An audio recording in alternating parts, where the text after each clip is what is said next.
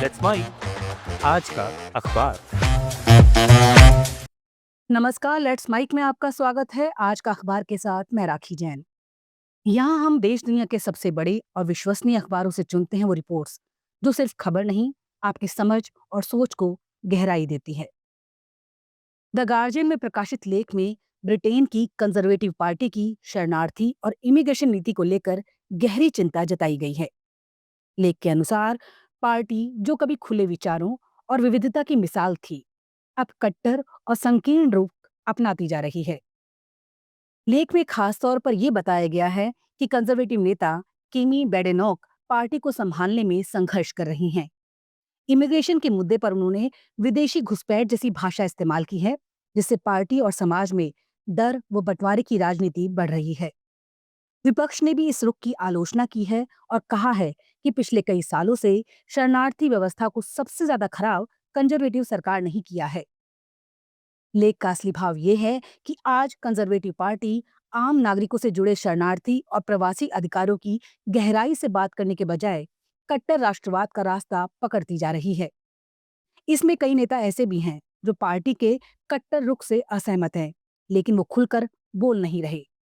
अगर अब भी कोई आवाज नहीं उठी तो एक समय की लोकप्रिय और विविधता प्रिय पार्टी पूरी तरह खत्म हो सकती है। सीधे शब्दों में समझें तो द गार्जियन का ये लेख ब्रिटिश राजनीति में कट्टरता और बंटवारे के बढ़ते खतरे की चेतावनी दे रहा है और पुराने उदार कंजर्वेटिव मूल्यों को बचाने की जरूरत को सामने रखता है। कंजर्वेटिव राजनीति की कट्टरता और बंटवारे की बढ़ती चिंता के बाद अब नजर डालते हैं अमेरिकी चुनाव व्यवस्था की उस समस्या पर जिसके चलते जनता की आवाज कमजोर पड़ रही है, यानी पार्टीवाद और गैर बराबर चुनाव क्षेत्रों की राजनीति। द न्यूयॉर्क टाइम्स में प्रकाशित लेख में अमेरिका की चुनावी प्रक्रिया में gerrymandering यानी गैर बराबरी वाली चुनावी राजनीति को विस्तार से समझाया गया है। लेख कहता है कि देश भर में मतदाताओं को अक्सर ऐसे चुनावों में वोट देना पड़ता है जहां नतीजे पहले से ही लगभग तय होते हैं। इसकी वजह से जैसे जैसे लोग समान विचारधारा के क्षेत्रों में बसने लगे, वैसे वैसे चुनावी नक्शों को पार्टियों के मूड के हिसाब से बदलना ज्यादा आसान हो गया।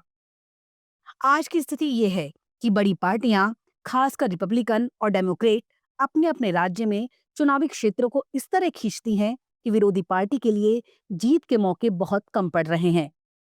डोनाल्ड ट्रंप के न्योते पर रिपब्लिकन पार्टी ये खेल खास तौर पर तेज कर रही है। टेक्सास समेत कई राज्यों में चुनावी नक्शा फिर से बनाया जा रहा है ताकि कांग्रेस पर पकड़ बनी रहे। डेमोक्रेट पार्टी भी इसका जवाब देने की कोशिश कर रही है, पर वो इतने असरदार नहीं है। लेख का असली भाव ये है कि गरिमाड्रिंग लोकतंत्र को कमजोर करता है। इससे आम मतदाता की आवाज दब जाती है, कट्टर उम्मीदवारों को फायदा मिलता है और देश के भीतर राजनीतिक ध्रुवीकरण बढ़ता है। नतीजा ये होता है कि संसदीय बहसें कमजोर हो जाती हैं और दोनों बड़े दलों को कट्टरपंथियों को ही मौका मिलता है। इस समस्या का हल क्या है? लेख इसे सीधा बताता है। राजनीतिक दलों से अलग स्वतंत्र आयोगों के जरिए चुनावी नक्शा बनाना चाहिए ताकि हर राज्य और हर क्षेत्र की सही प्रतिनिधित्व हो सके। करीब 20 राज्यों ने ऐसी व्यवस्था अपनाई है, लेकिन अभी ये पूरी तरह देश भर में लागू नहीं है। अगर कांग्रेस चाहे तो कानून बनाकर gerrymandering को रोक सकती है। ये खबर हमें ये समझाती है कि चुनावी हेरफेर संविधान और लोकतंत्र के उसूलों के खिलाफ है। अगर सही प्रतिनिधित्व और मतदाताओं की असली आवाज चाहिए तो निष्पक्ष और स्वतंत्र चुनावी नक्शा सबसे पहली जरूरत है। ये लेख बताता है कि लोकतंत्र को बचाने की जिम्मेदारी हम सभी की है और इसे मजबूत बनाने के लिए चुनावी प्रक्रिया में सच्ची निष्पक्षता जरूरी है। अब नजर डालते हैं उस मानवीय संकट की ओर जो सीमाओं, सत्ता और सियासत के बीच सबसे कमजोर लोगों की जिंदगी को जोखिम में डालता है और जहां राजनीति का असर जमीनी हकीकत बन जाता है। अल जजीरा में प्रकाशित लेख में अमेरिकी प्रशासन द्वारा दारियन गैप को बंद करने की घोषणा और उसके असली असर पर विस्तार से बताया गया है। दारियन गैप पनामा और कोलंबिया के बीच घना खतरनाक जंगल है, जहां से हर साल हजारों लाखों शरणार्थी अमेरिकी सीमा की उम्मीद में निकलते हैं। जब ट्रंप प्रशासन ने कड़ी सीमा नीति के तहत इसे बंद करने की बात की तो माना गया अब ये रास्ता असंभव हो जाएगा।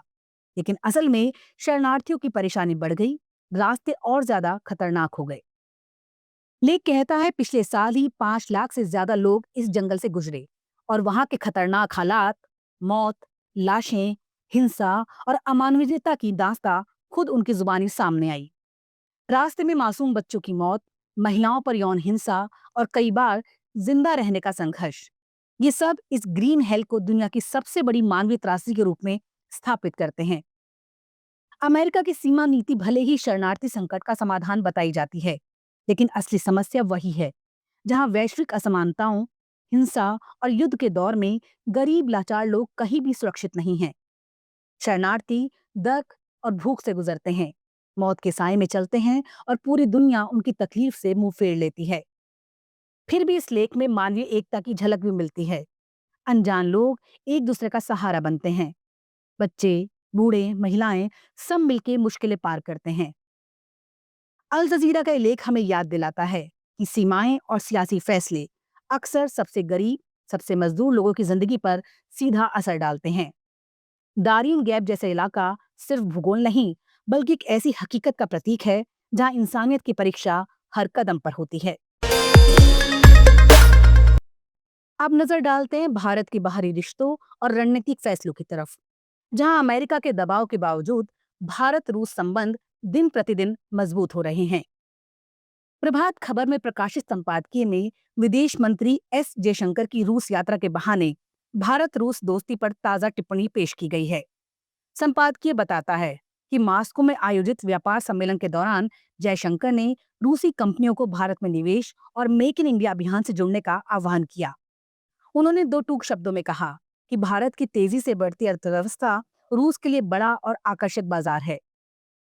जयशंकर की ये यात्रा खास इसलिए भी है क्योंकि अमेरिका बार बार भारत पर दबाव बना रहा था कि वो रूस से कच्चा तेल ना खरीदे, लेकिन भारत ने साफ कर दिया कि उसकी ऊर्जा, जरूरतें और अपने हित प्रमुख हैं। जयशंकर ने यह भी कहा कि भारत रूस व्यापार बढ़ाना तो जरूरी है ही, लेकिन उसे ज्यादा संतुलित और विविध भी बनाना होगा, जिससे दोनों देशों को बराबर फायदा मिले। इस संपादकीय में रूस के उपराजदूत का बयान भी शामिल है कि अगर अमेरिकी बाजार में दिक्कतें हों तो भारत रूस पर भरोसा कर सकता है। रूस भारतीय सामान खरीदने को तैयार है और भारतीय तेल नीति पर अमेरिका का दबाव बेबुनियाद है। यहाँ पर साफ संकेत मिलता है कि भारत ने अमेरिकी धमकियों के बावजूद रूस से तेल खरीद लगातार जारी रखी है और रियायती दरों पर खरीद को प्राथमिकता दी है। लेख में बताया गया है कि भारत रूस संवाद न सिर्फ व्यापार बल्कि बदलते वैश्विक हालात में रणनीतिक साझेदारी, भू राजनीति और भरोसे की मिसाल है। रूस के विदेश मंत्री के साझा प्रेस कॉन्फ्रेंस में जयशंकर ने साफ कहा कि द्वितीय विश्व युद्ध के बाद भारत रूस संबंध दुनिया के सबसे विश्वसनीय रिश्तों में गिने जाते हैं। ये संपादकीय बताता है कि भारत की विदेश नीति अब आत्मनिर्भर और खुले रुख वाली हो गई है।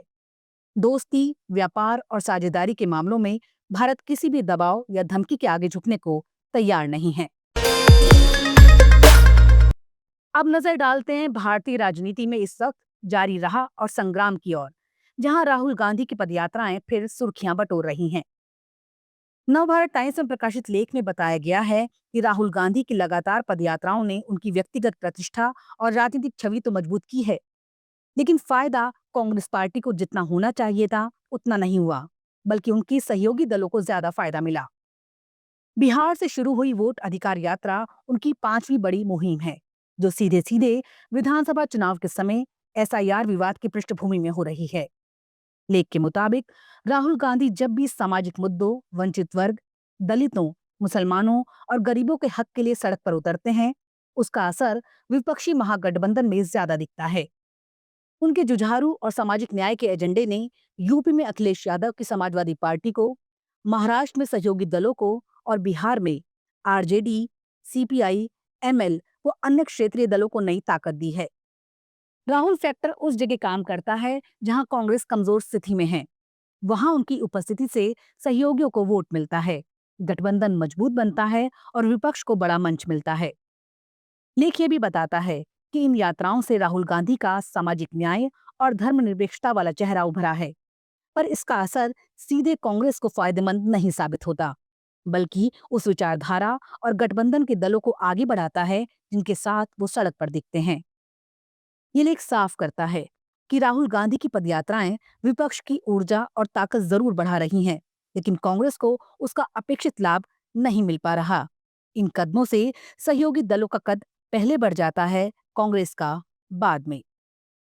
आज का अखबार में फिलहाल इतना ही।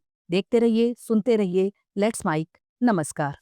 आप सुन रहे थे let's mike more than radio. Follow कीजिए हमें हमारे सोशल मीडिया प्लेटफॉर्म्स पर। It's time for news. It's time for more than radio. Presenting the first radio news app, Let's Mic. Let's Mic, a news-based app on your phone where you get to watch and listen news, talk shows, interviews, radio show podcasts. On Let's Mic, you get all relevant information of TV, print, radio, podcast,